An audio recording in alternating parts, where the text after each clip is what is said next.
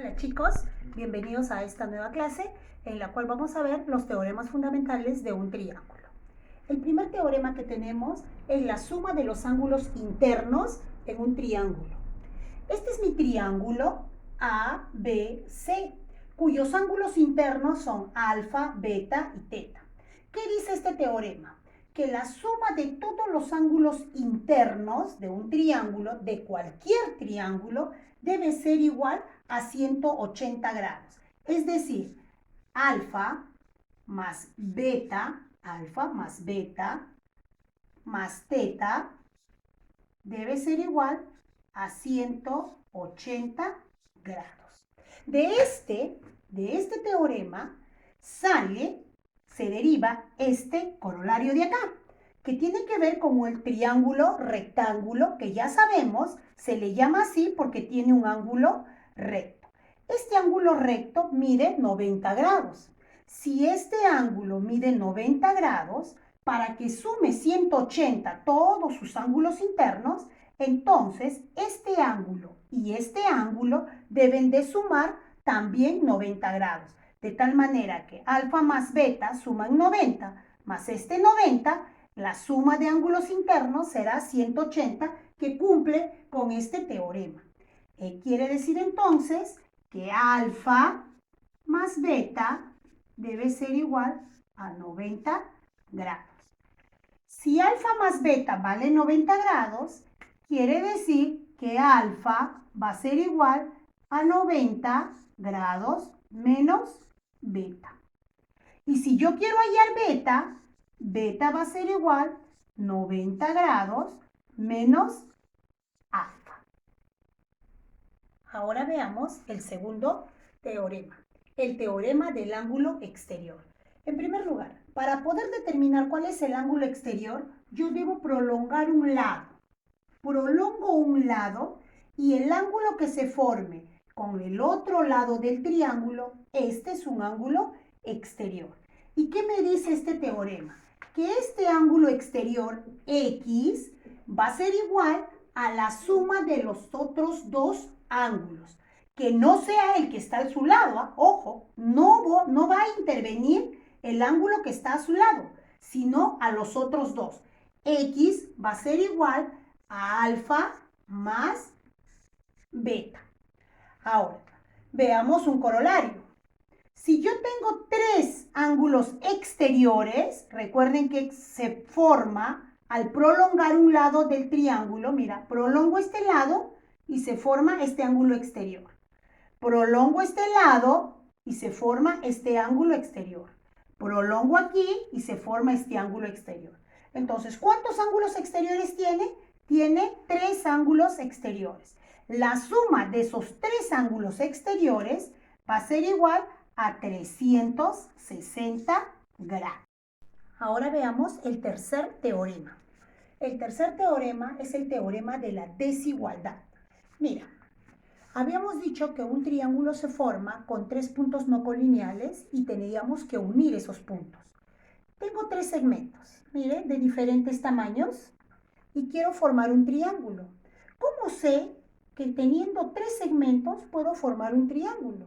Pues tendría que tener los tres segmentos como los tengo aquí. Y digo, mira, junto un extremo, ¿no? Ahora junto el otro extremo aquí y voy a cerrarlo para que se junten las puntitas. Al juntarse se forma un triángulo, ¿verdad? Ya comprobé experimentalmente que con estos tres segmentos formo un triángulo. Ahora, ¿qué pasa si saco este segmento y voy a tratar de utilizar otro segmento más grande?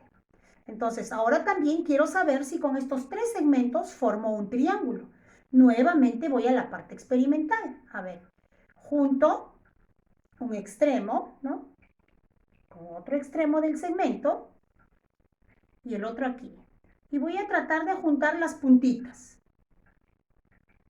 Y me doy cuenta que no pueden juntarse, mira. Falta un espacio aquí. Falta. Entonces, ¿qué quiero demostrar con esto? Que no cualquier segmento, no con cualquier conjunto de segmentos, voy a formar un triángulo. ¿Qué tengo que tener en cuenta? Voy a dejar este segmento Y voy a volver con mi segmento anterior. Mira, para formar un triángulo, este segmento debe ser menor en longitud, debe ser más pequeño, ¿ya?, que la unión de los otros dos segmentos. La unión de estos dos segmentos vendría a ser la suma. Quiere decir que este lado debe ser menor que la suma de los otros dos. Pero, mira, si yo junto estos dos segmentos, esta parte sería la diferencia. Entonces, esa diferencia me va a servir para compararlo con este segmento de acá. Entonces, la otra condición es que este segmento sea mayor que la diferencia. Esta es la diferencia, mi segmento es mucho más grande. Esas son las condiciones. Entonces, ¿qué hemos dicho? Que para saber si se forman un triángulo con tres segmentos, un segmento debe ser menor que la suma, pero mayor que la diferencia. Entonces, veamos aquí. Voy a colocar que este sea el A, este sea el B, el C, perdón, y este sea el B. Entonces habíamos dicho que este segmento debe ser menor que la suma de estos dos, ¿verdad? Ahí está. El segmento A debe ser menor que la suma de los otros dos segmentos, pero debe ser mayor que la diferencia. Ahora, si yo quiero coger el segmento B, entonces diría, este segmento B debe ser menor que la suma de estos dos, pero mayor que la diferencia.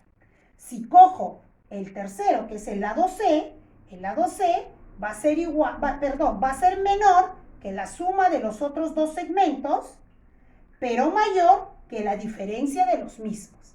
Esa vendría a ser la teoría de la desigualdad triangular.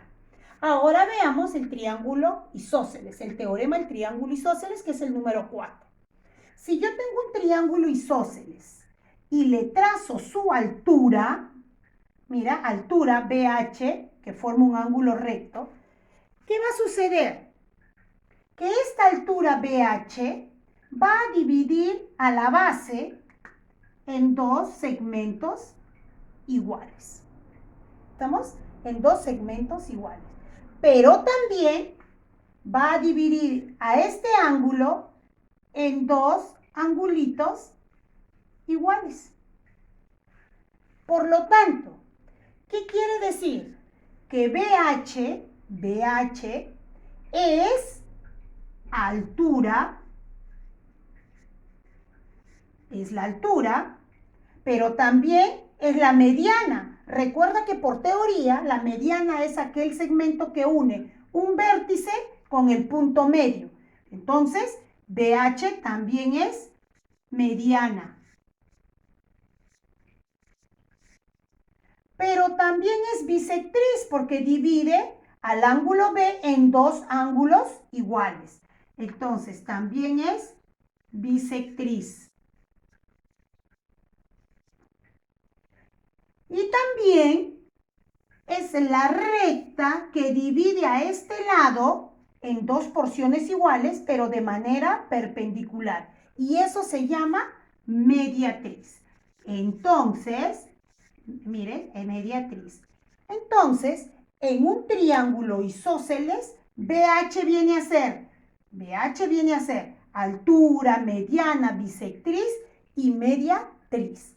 Espero que te haya servido todos estos conceptos en tu vida estudiantil. Nos vemos hasta la próxima. Chao.